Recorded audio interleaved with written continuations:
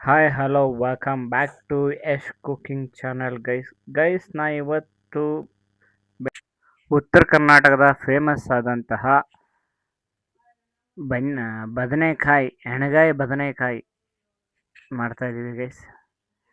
ಅದಕ್ಕೆ ಮಾಡೋಕ್ಕೆ ಒಂದು ಬಾಣಲೆಗೆ ಪಾತ್ರೆಯಲ್ಲಿ ಎಣ್ಣೆ ಹಾಕ್ಕೊಂಡು ಒಂದು 4 ಟೊಮೆಟೊ ಹಾಕ್ಕೊಂಡು ಕಟ್ ಮಾಡಿಕೊಂಡ್ರೆ ಈರುಳ್ಳಿ ಹಾಕ್ಕೊಂಡು ಹಾಗೆ ಇದಕ್ಕೆ ಒಂದು ಸ್ವಲ್ಪ ಮೆಣಸೆ ಹಣ್ಣು ಹಾಕ್ಕೋಬೇಕು. ಮೆಣಸೆ ಹಣ್ಣು ಅಂದರೆ ಈ ಥರ ಕೆಂಪಗಿರೋ ಹಣ್ಣನ್ನು ಹಾಕ್ಕೋಬೇಕು, ರುಚಿಗೆ ಚೆನ್ನಾಗಿರುತ್ತೆ. ಕಾಯಿ ಹಾಕ್ಕೊಂಡ್ರೆ ಚೆನ್ನಾಗಿರಲ್ಲ. ಹಾಗೆ ಒಂದು ಸ್ವಲ್ಪ ಜೀರಿಗೆ ಹಾಕ್ಕೋಬೇಕು. ಇದನ್ನು ಜೀರಿಗೆ ಹಾಕ್ಕೊಂಡು ಚೆನ್ನಾಗಿ ಫ್ರೈ ಮಾಡ್ಕೋಬೇಕು. ಅಂದರೆ ತೀರ ಅಂತಂದೇನಿಲ್ಲ, ಮೀಡಿಯಮಾಗಿ ಫ್ರೈ ಮಾಡಿಕೊಂಡ್ರೆ ಸಾಕು.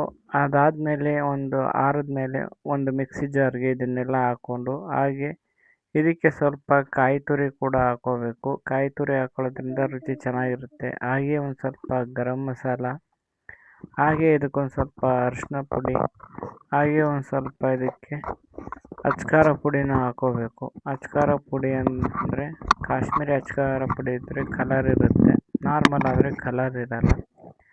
ಇದಕ್ಕೊಂದು ಸ್ವಲ್ಪ ನೀರು ಹಾಕ್ಕೊಂಡು ಇದನ್ನು ಚೆನ್ನಾಗಿ ಗ್ರೈಂಡ್ ಮಾಡ್ಕೋಬೇಕು.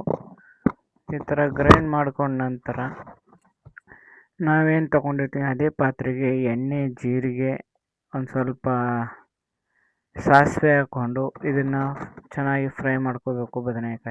ಬದನೆಕಾಯಿ ಚೆನ್ನಾಗಿ ಫ್ರೈ ಆಡ್ಕೊಂಡ ನಂತರ ಇದಕ್ಕೆ ಒಂದು ಸ್ವಲ್ಪ ರುಬ್ಬಿರೋ ಮಸಾಲ ಹಾಕ್ಕೊಂಡು ಒಂದು ಸ್ವಲ್ಪ ನೀರು ಹಾಕ್ಕೊಂಡು ಇದನ್ನು ಚೆನ್ನಾಗಿ ಬೇಯಿಸ್ಕೋಬೇಕು ಬೇಯಿಸ್ಕೊಂಡ್ರೆ ಎಣ್ಗಾಯಿ ಪಲ್ಯ ರೆಡಿ ಟು ಹೀಟ್ ಗೈಸ್.